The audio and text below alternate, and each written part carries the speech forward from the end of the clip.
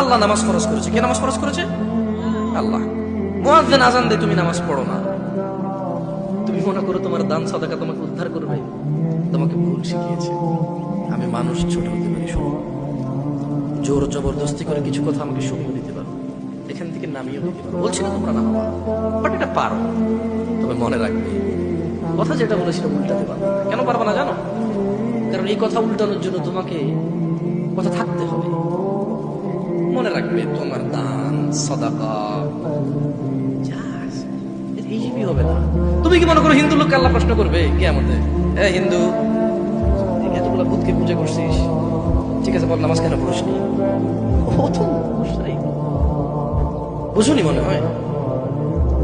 এটা স্কুল, এটা স্কুল, এখানে আমি পড়ি না, আমার কি পরীক্ষা হবে? আমার কি পরীক্ষা হবে? বুঝাইতে পারিনি মনে হয়। তো যে মুশরিক, তার নামাজ রোজা হজ যাকাতের হিসাব কিসের হিসাব? সে তো অলরেডি এমন অপরাধে যা ক্ষমাযোগ্য নয়, যা কি নয়, ক্ষমাযোগ্য নয়।